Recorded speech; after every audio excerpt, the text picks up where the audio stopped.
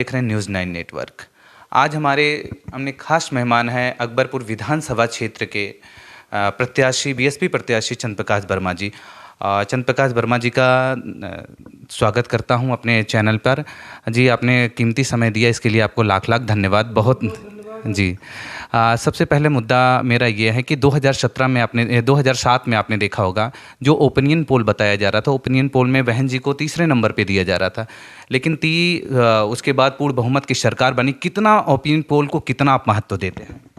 देखिए, बहुजन समाज पार्टी हमेशा जनता के ऊपर विश्वास की और उनमें विकास के ऊपर विश्वास किया।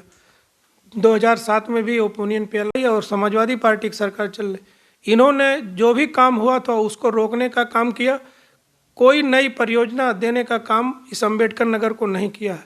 यहाँ पर जो भी कार्य हुए हैं वो बहुजन समाज पार्टी के सरकार में, बहन कुमारी मायावती जी के ही शासनकाल में, मुख्यमंत्रित्व काल में जो भी कार्य हुए हैं, वो सारे योजना से लेकर जो भी कार्य हुए हैं वो सब बहुजन समाज पार्टी की ही देन है।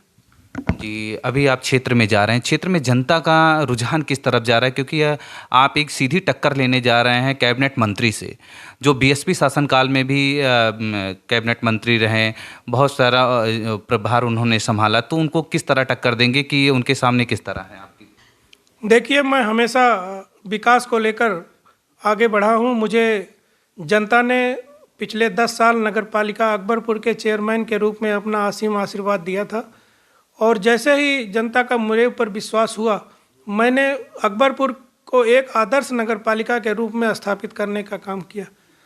तो आज मैं 2022 के चुनाव में बहुजन समाज पार्टी के प्रत्याशी के रूप में 281 विधानसभा का नेतृत्व करने का मुझे बहुजन समाज पार्टी ने जिम्मा दिया है। तो मैं निश्चित तौर पर उस विकास को लेकर, और मेरा जो मुद्दा है वो जनता की मूलभूत सुविधा, चाहे वो सड़क हो, चाहे वो बिजली हो, पानी हो, चाहे वो जो भी विकास की योजना को लेकर, चाहे वो सर्वजन सुखाय के साथ साथ शिक्षा, सुरक्षा और सम्मान मैं जनता को देना चाहता हूं। और विकास के मुद्दे को लेकर मैं इस 2022 के चुनाव में जनता के बीच में जा रहा हूं और मुझे पूरा भरोसा है कि जनता मेरे विकास के कार्य को देखते हुए मेरे ऊपर पूरा विश्वास करके मुझे आने वाले 3 मार्च को अपना अमूल्य समर्थन देने का काम करेगी। जी, अंतिम सवाल मेरा है कि 2017 में आपने भारतीय जनता पार्टी से चुनाव लड़ा था, जो बहुत अच्छी टक्कर आपने दिया था। यहाँ जब बीजेपी की एक ज़मानत जब्त हो जाती थी, उसमें भी आपने बहुत अच्छा बीजेपी को दिखाया था करके कि हाँ बीजेपी में कोई है, क्योंकि आपकी छवि भी इस तरह थी। तो जनता के मन में कहीं एक सवाल ये आ रहा है कि अगर आप विधायक बनेंगे, कहीं जनता को भूल तो नहीं जाएंगे? नहीं, ऐसी बात नहीं है। मैंने 10 साल नगर पालिका के रूप में जनता के बीच में रहने का काम किया और जनता हर चीज़ मेरे स्वभाव के बारे में, मेरे कार्य को जो मैंने किया उसको जानने का काम कर रही। तो निश्चित तौर पर मुझे अगर मौका मिलता है, जनता का आशीर्वाद मिलता है, तो निश्चित तौर पर अपने क्षेत्र के विकास करने का काम करूंगा और सभी लोगों के सुख दुख में पहुंचने का काम करूंगा।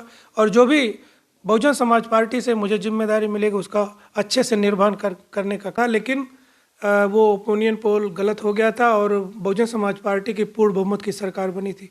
तो हम लोग इस समय जनता के ऊपर विश्वास करते हैं। हमारी बहन कुमारी मायावती जी, जो हमारी बहुजन समाज पार्टी के राष्ट्रीय अध्यक्ष हैं, वो भी जनता के ऊपर विश्वास करती हैं।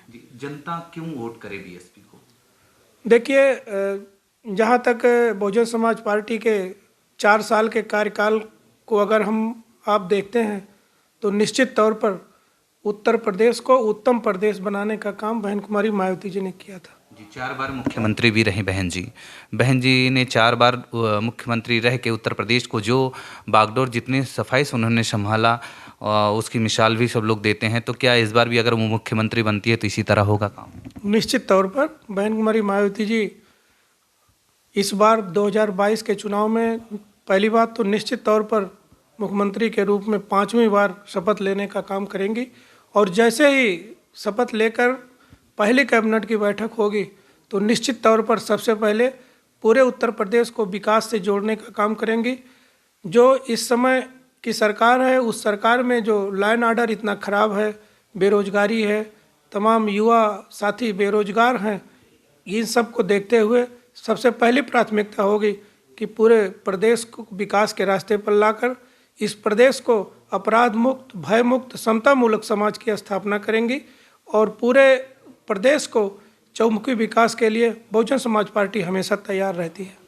अकबरपुर सबसे प्रिय उनका रहा, अंबेडकर नगर जनपद को बनाने में सबसे अहम भूमिका बहन जी की थी। तो उस पर कितना योगदान अंबेडकर नगर के लोग उनको देंगे और किस तरह मानते हैं? देखिए, बहन कुमारी मायावती जी का लगाव जो है हमेशा अंबेडकर नगर जिला से रहा है, क्योंकि बहन कुमारी मायावती जी ने ही 29 सितंबर 1995 को बाबा साहब डॉक्टर B.R. अम्बेडकर जी के नाम से इस ज़िले को बनाने का काम किया था। और उसी समय से जब भी बहुजन समाज पार्टी की सरकार बनी तो निश्चित तौर पर अम्बेडकर नगर का जो भी कुछ विकास कार्य हुआ है वो बहुजन समाज पार्टी के ही शासनकाल में हुआ है।